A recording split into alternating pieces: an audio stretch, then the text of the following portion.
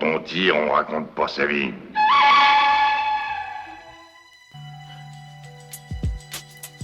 Bonjour chers auditeurs et auditrices et bienvenue dans Il était une fois le cinéma, votre émission qui parle de cinéma et rien d'autre que de cinéma. Et aujourd'hui sur ce podcast, nous allons parler des films que j'attends le plus en 2021. Je suis Nero, votre présentateur tout le long de ce podcast. J'ai choisi pour vous inciter à aller en salle en 2021 parce que vous savez que la situation est un peu compliquée parce que beaucoup de gros films américains comme Dune ou Wonder Woman vont peut-être finir directement en VOD sur HBO Max ou comme Disney l'a fait avec Soul directement sur Disney+. Donc, je pars sur l'optique, s'il n'y a plus ces gros films américains, qu'est-ce qui se passe ? Quel film aller voir en France ? Et du coup, j'avais envie de vous conseiller plusieurs films français, américains, japonais, iraniens. Je vous ai fait une petite sélection, on va dire, d'une petite dizaine de films. Des films faits par des auteurs un peu plus connus et des auteurs à en devenir que je vous conseille vivement parce que c'est toujours sympa d'aller voir des films divers et variés au cinéma. Je vais commencer par quelques films français.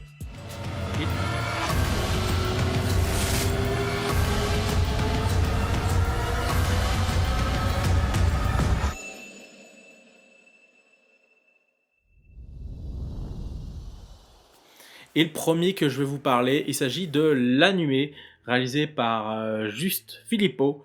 C'est censé sortir le 13 janvier 2021 et c'est vachement cocasse parce qu'on a appris dernièrement que les salles ne sont pas prêtes de rouvrir le 7 janvier. Quand le gouvernement va nous laisser enfin retourner en salle, ça reste une grande question, mais tout ce qu'on espère, ça sera le plus vite possible, et aussi pour nos amis du théâtre, en espérant qu'eux aussi puissent reprendre une activité décente. En tout cas, La Nuée, c'est un film de genre français. C'est un film de genre français qui est un des premiers films qui a eu l'aide du CNC pour le cinéma de genre, qui a été lancé à l'initiative de Julia Ducournau et de... Comment il s'appelle déjà ? De Quentin Dupieux, excusez-moi. Et du coup, La Nuée, ça parle de quoi ? C'est un film dramatique, fantastique et d'horreur, qui parle de Virginie, une agricultrice qui est un peu dans la galère et qui va lancer dans un élevage de sauterelles. Et il va se passer des choses un peu bizarres. Ses enfants ne la reconnaissent plus, mais c'est étrange. Ouh. Et ce film de genre français a l'air vraiment d'être dans la lignée du cinéma de genre, on va dire, moi ce que j'appelle le cinéma d'auteur français. De genre d'auteur français. Un peu comme Elle a été grave d'ailleurs. Qui est un film de genre certes, mais qui est plus dans une notion un peu plus d'auteur, on va dire, où il y a vraiment une influence d'auteur derrière. Pas que ça en fait des mauvais films, hein. Grave est un très bon film de Julia Ducournau, d'ailleurs pour ceux qui l'ont pas vu, je vous conseille vraiment de le voir. Mais on est vraiment sur une haute lignée que d'autres réalisateurs comme Pascal Laugier, Alexandre Aja, ou le duo Maury-Bostilo, qui reviendront juste après d'ailleurs dans cette liste. Et du coup, voilà, la bande-annonce est sortie il n'y a pas très longtemps, et j'ai pu voir sur quelques retours de gens qui l'auraient vu en avant-première, que le film a l'air vraiment pas mal. Donc je suis vraiment curieux de voir ce que ça va donner en 2021 ce film. Est-ce que le cinéma de genre français va exploser cette année ? En tout cas, il y a pas mal de films que je vous conseille vraiment dans le cinéma de genre français, parce que je vous ai parlé du duo Bostilo et Maury qui viendront pas avec un, mais avec deux films, parce qu'ils ont carburé ces dernières années pour faire presque deux films qu'ils ont enchaînés au tac au tac. Et un de leurs films, Candy Chat, qui devait sortir en 2020, n'a pas pu sortir en salle. Et quel malheur, parce que ce film, je l'attendais avec impatience, parce que la dernière fois que je les ai vus, le duo Bostilo Maury, c'était au Festival de Jarramé, qui m'en avait parlé de ce film, et franchement, c'est un pitch qui a l'air génial, où ça parle des jeunes filles qui se font emmerder par l'ex d'une des filles, et du coup, elle va invoquer le Candy Chat. Pour ceux qui ne savent pas, c'est équivalent de la Dame Blanche au Maroc, je crois. Et du coup, voilà, les filles vont devoir briser la malédiction pour empêcher qu'elle fasse plus de morts, cette dame blanche. Et du coup, voilà, c'est un film que j'attends beaucoup, avec beaucoup d'impatience, comme leur film d'après qui s'appelle The Deep House, qui parle d'un couple de reporters photographes qui vont explorer une maison sous-marine et qui vont réveiller un esprit. Et là, vous me dire, on est totalement opposé à La Nuée en termes de ton et d'ambiance, ça a l'air. Mais ce que j'aime profondément chez Julien Maury et Alexandre Bosio, en dehors que ce sont des gens vraiment adorables, c'est que leurs films prennent des contes en fait ou des mythes vraiment européens ou à la française, ou même le Maroc est très lié à la France. Donc du coup, il y a une profonde influence. Et du coup, je trouve leurs films vraiment très intéressants, que ça soit de À l'intérieur, Aux yeux des vivants, même leur Leatherface que j'avais fait un montage où j'avais récupéré toutes les scènes coupées, j'en ai fait une version beaucoup plus longue, et que c'est un film que je trouve très intéressant de ce qu'ils voulaient en faire de base. Et pour moi, c'est des réalisateurs très bons, et que j'espère vraiment qu'ils continueront à faire des films le plus longtemps possible, et que leur carrière évolue dans le bon sens. Pour ceux que ça intéresse, qui veulent connaître un peu les bonhommes, je vous conseille le Pifcast, je le mettrai dans la description de la vidéo, où ils parlent un peu de leur carrière, de comment ils se sont rencontrés, comment ils ont évolué, parce que c'est quand même très intéressant. Passons au prochain film, qui est, je pense que, le film que la France attend. La patience est un plat qui se mange sans sauce.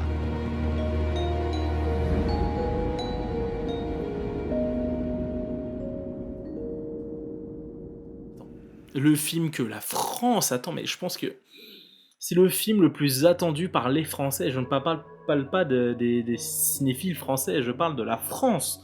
Parce qu'il s'agit de Kaamelott premier volet, réalisé par Alexandre Astier, qui devait sortir en cette fin d'année et qui a été repoussé à une date ultérieure dont nous n'avons aucune nouvelle. Donc je suis vraiment curieux de voir comment ça va évoluer ce film, et quand ils vont pouvoir nous le mettre en salle.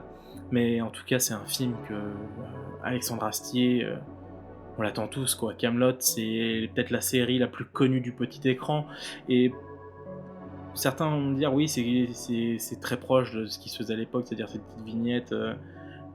Mais même ces petites vignettes, elles sont tellement bien pensées en termes de mise en scène, de cadrage, d'écriture. Je pense que c'est la série française la mieux écrite, tout confondu. Même les petites séries, les petites vignettes de 2 minutes, mais elles sont tellement efficaces que c'est génial. Tous les personnages sont intéressants, sont bien écrits, et que il y a tellement de... C'est devenu culte. Et comme dirait ce père Perceval, on en a gros. Et bah oui, parce qu'on en a gros. On veut que le film sorte en France, on veut que le film arrive, on le veut. Parce que Astier, quoi. Donc voilà, je pense qu'il n'y a rien d'autre à dire, juste on veut voir Kaamelott. Et que le film suivant, les gens ne vont pas être d'accord avec moi, je pense sur ça.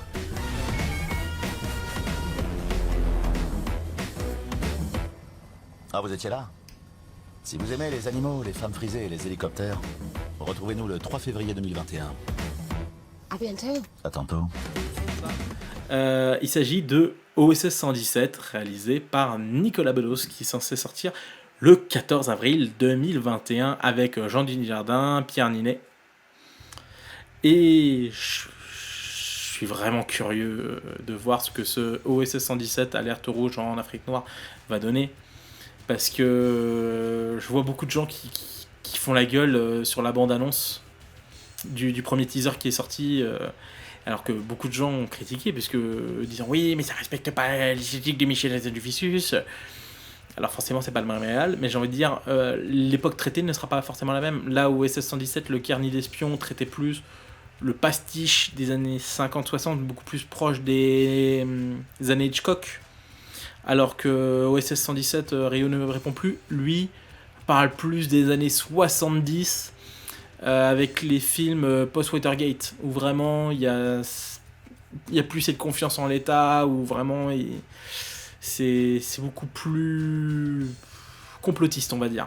Et là, je pense que vraiment, il y a plus un hommage de fait aux années 80-90, avec les films bien couillus, comme on dit, toute la période Stallone, Schwarzenegger, qui a donné des bons comme des mauvais films. Hein. Mais moi, je suis curieux de voir ce que ce OSS 117 ça donne. Et surtout parce que c'est son réalisateur qui me fait envie. Pour ceux qui ne savent pas, Nicolas Bedos, vous le connaissez peut-être plus pour ses sketchs à la télé, mais moi, Nicolas Bedos, ça reste Monsieur et Madame Adelman, qui a pour moi un des plus beaux films français de ces dernières années, et à la belle époque aussi avec Fanny Ardant, qui est éblouissante. J'adore Fanny Ardant. Je manque totalement d'objectif avec Fanny Ardant. Et pour vous dire, en fait, Nicolas Bedos, c'est que c'est un réalisateur, pour moi, c'est peut-être un des meilleurs réalisateurs français des années 2010, parce que en 2 films, le mec a imposé son style et une manière d'écrire rien qu'à lui. Et ça, j'adore. J'adore. Et pour vous le vendre, en fait, moi, de manière, c'est que je dis, c'est du Woody Allen moderne, à la française, avec une énergie à la Scorsese. Et rien que ça, pour moi, ça... J'attends avec impatience de voir ce que ça va donner.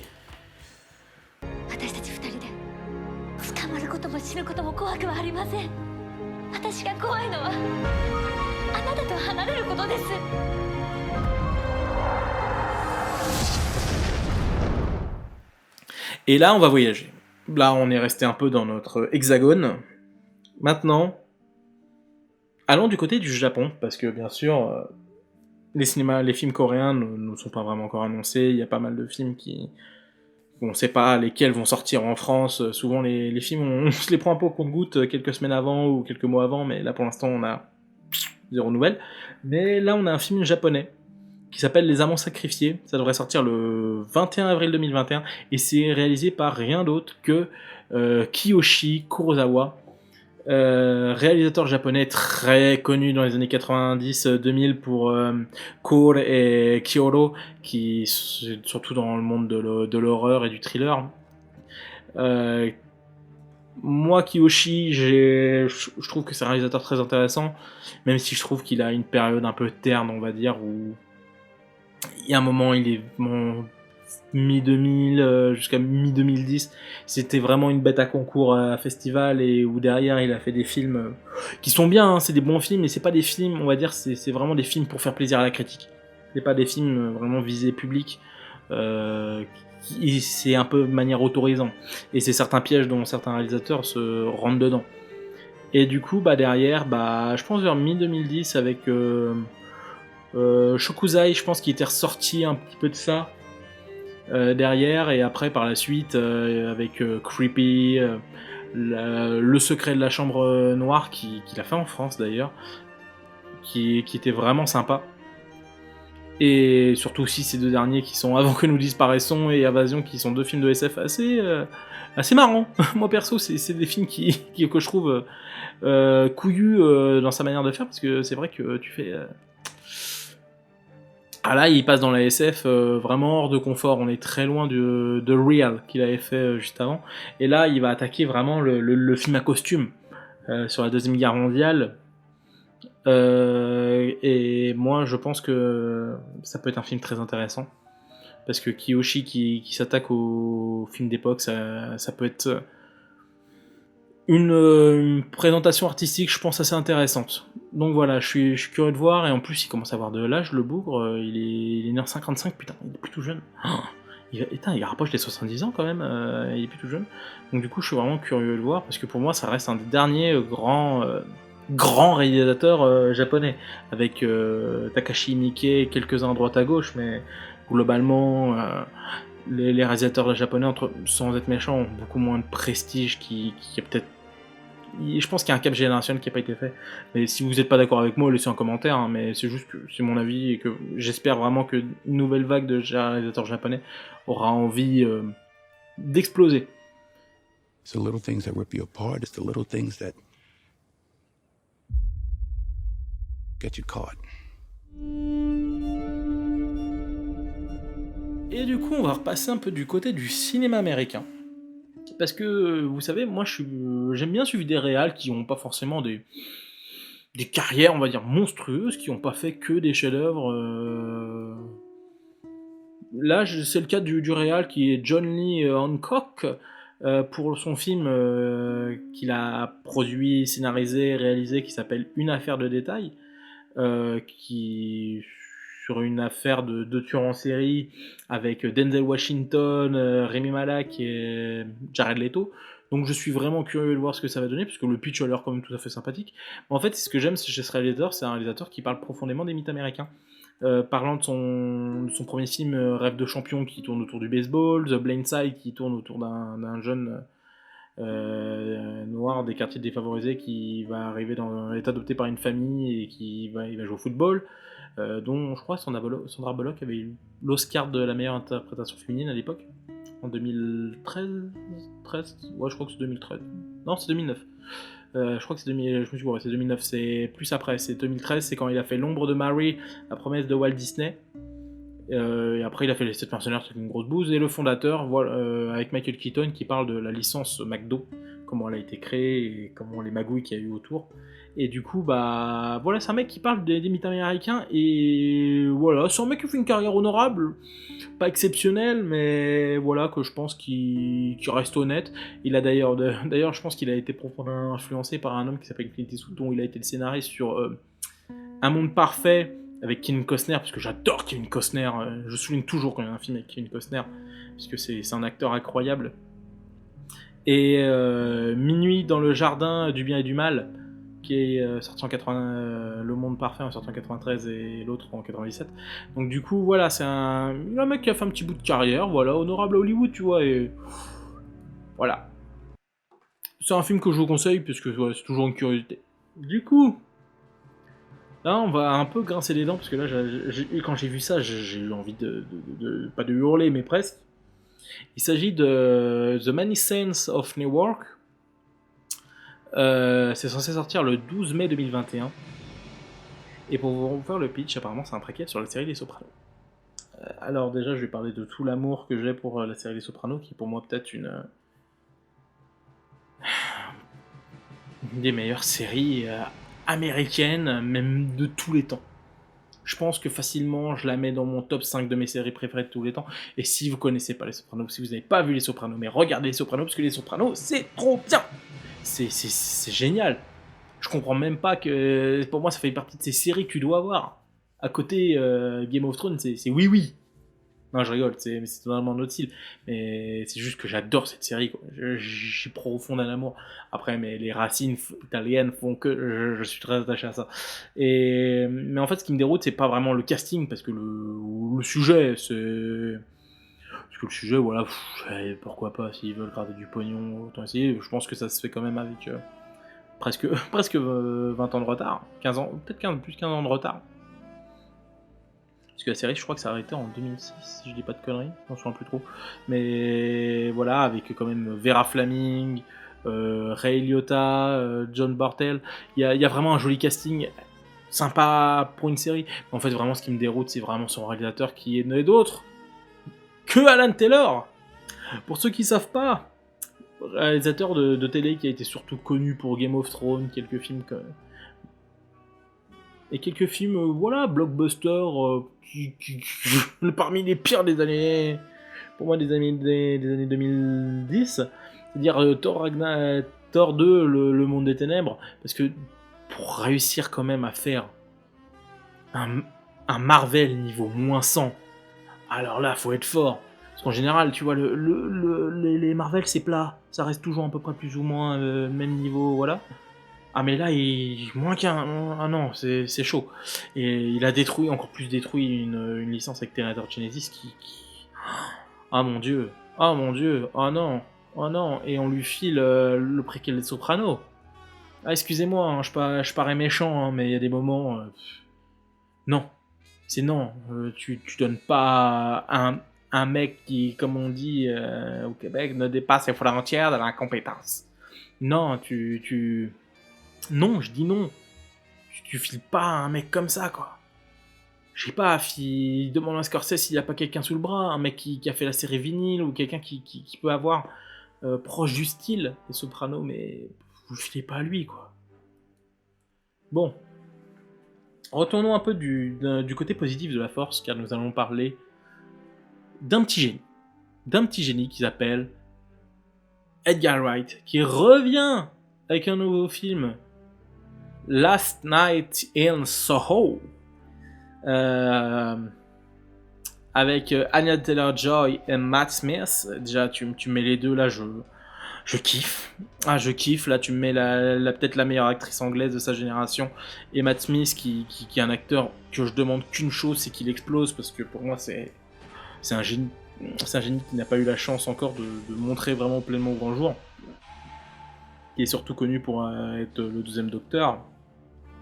Et moi, je m'en souviens surtout pour Bully dans Lost River de Ryan Gosling. Mais du coup, Edgar Wright, j'ai un sentiment profond d'amour-haine, parce que j'adore ces films. J'adore ces films. Mais à chaque fois que je les regarde, je me fais putain, mais ça devrait être interdit d'avoir du talent pareil. La scène d'intro de Baby Driver, et même Baby Driver, en termes de maîtrise, c'est juste incroyable, en termes de rythme, en termes d'ambiance, en termes de comment il arrive à gérer musique, et c'est presque une comédie musicale, mais c'est géré d'une façon mais exceptionnelle. Et là, je suis vraiment curieux de voir, parce il va attaquer un film assez intéressant, je pense, où ça parle d'une jeune fille qui est passionnée par la mode, et qui derrière va se retrouver mystérieusement dans les années 60, mais les années 60 qui ne sont pas vraiment celles qu'elles connaissent. Enfin, ça se passe à Londres, mais ça va se passer des choses cheloues. Et donc je suis vraiment curieux de ce que va donner ce Last in Soho. Edgar Wright qui revient, c'est toujours un bonbon qu'on prend et que on savoure. Et c'est censé sortir le 28 avril 2021, donc là vous avez aucune excuse pour ne pas aller au cinéma voir le prochain Edgar Wright. Police, j'écoute. Je crois qu'il y a quelqu'un chez moi. Ne regardez pas ce qui se passe chez les gens. Ça risque de ne pas vous plaire. Donc, je vous ai parlé de Edgar Wright, et bien maintenant on va aller sur un autre Wright. Il s'agit de Joe Wright, qui s'attaque à La femme à la fenêtre, un film qui est censé sortir en 2021. Je sais pas du tout si ça va sortir en salle ou en VOD. Je prie très fort pour que ça aille en salle. Excusez-moi. Pour que ça sorte directement en salle. Parce que c'est toujours mieux d'aller voir les films en salle. Et un Joe Wright, pour moi, ça se voit en salle. Et surtout avec un très joli casting avec Amy Adams et Gary Oldman, Julianne Moore. Donc voilà, il y a un très joli casting, je pense moyen de faire quelque chose de très intéressant, surtout avec un réalisateur comme Joe Wright qui s'attaque aux policiers, aux drames et aux thrillers. Ce qui change, parce que lui qui a beaucoup tendance à faire des films un peu historiques, ou partir sur des histoires un peu historiques, mais qui revisite à sa façon, que je trouve très intéressant. Et là on part vraiment sur un film un peu concept, je trouve assez très intéressant, proche de, selon le pitch, hein, proche des Fenêtres de secours de Hitchcock. Donc je suis vraiment curieux de voir comment Joe Wright va passer ce cap d'une histoire comme ça, où il va nous passer du policier au thriller. Je pense que ça peut être un beau défi pour lui, qui ne reste pas dans sa lignée de films historiques, même s'il a fait Pan, il a fait d'autres films à côté qui le sortent un peu de sa zone. Mais en général, il fait souvent un film historique, après il fait un film un peu plus différent. Donc voilà, je suis confiant pour voir ce film, je suis vraiment curieux de savoir ce que ça va donner, et j'attends avec impatience La femme à la fenêtre de Joe Wright.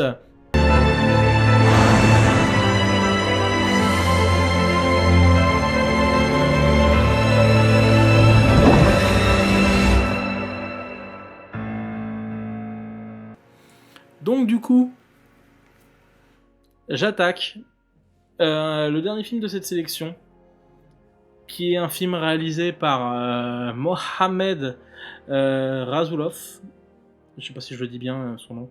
Ça s'appelle Le Diable n'existe pas, c'est censé sortir le 3 février 2021, ça dure 2h32, et ça parle de... en Iran, dans ce régime où la peine de mort est quand même de mise, encore, des hommes et des femmes se battent pour affirmer leur liberté. Voilà, je vous fais un peu voyager dans ce film. On est parlé un peu en Angleterre, aux États-Unis, au Japon, en France. Mais en fait, ce qui me plaît dans ce film, c'est qu'en fait, le pitch a l'air déjà très sympathique. Et surtout que moi, ce que j'aime, c'est dans ces pays-là, c'est que c'est des films qui parlent beaucoup de leur pays, leurs conditions. Et c'est ça que je trouve intéressant.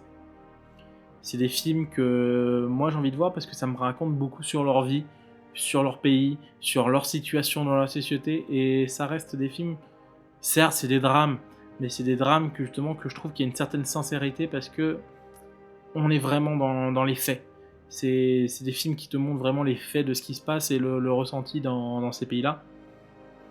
Du coup, moi je vous conseille Le Diable n'existe pas, ça peut être une œuvre très intéressante, et aussi c'est peut-être aussi les premiers retours critiques qu'il y a eu du côté de la Berlinade, qui est l'équivalent du Festival de Cannes de Berlin. Et du coup, voilà, je suis vraiment curieux de savoir ce que ça va donner et de quel film l'Iran va nous offrir, parce que l'Iran nous offre pas mal de films, je trouve, très intéressants. Et donc voilà, je suis curieux de voir ce que ça va donner. En tout cas, j'attends avec impatience cette année 2021 dans le cinéma, qui va être une année, je pense, très intéressante. 2021 va être une année, justement, s'il n'y a plus les gros films américains, ou s'ils font passer quelques semaines et après ils se cassent, je pense que ça peut permettre l'ouverture à pas mal de films derrière, des films étrangers, des films français, pour qu'ils restent plus longtemps à l'affiche. Et je pense que ça peut être très intéressant que le cinéma étranger puisse prendre plus de place dans nos salles de cinéma que les films américains. C'est que mon avis, hein. Après vous n'avez pas le droit d'être d'accord, hein. Vous allez croire que j'ai une haine, non, c'est qu'il y a des films américains, je les aime, mais après, j'ai envie de voir ce que ces films peuvent donner en salle et peut-être permettre de trouver leur public. Pas forcément qu'un public d'auteur, hein. Je pense que des gens qui vont au cinéma peuvent aller voir des films tout à fait intéressants comme ça, ou voir d'autres propositions artistiques. En tout cas, j'espère que cette petite sélection vous a plu. En tout cas, pensez à mettre un like, un petit commentaire si vous voulez, bien sûr, ou mettez les films d'ailleurs qui vous intéressent en 2021, que ce soit blockbuster, film d'auteur, film de tous les pays du monde. N'hésitez pas à mettre un commentaire pour voir les films qui vous intéressent. L'émission va se développer au fur et à mesure, là c'est la deuxième, et en tout cas j'essaie de trouver le feeling au fur et à mesure, mais en tout cas ça fait toujours plaisir de partager avec vous ces moments de cinéma. On espère que très vite les cinémas vont rouvrir pour qu'on puisse toujours plus faire de podcasts pour vous parler des films et de cinéma, quoi. Juste parler de cinéma et rien d'autre que de cinéma. En tout cas, je vous souhaite une très bonne année 2021, que du bonheur, de la réussite à vous, et soyez heureux et allez au cinéma. Au revoir, ciao.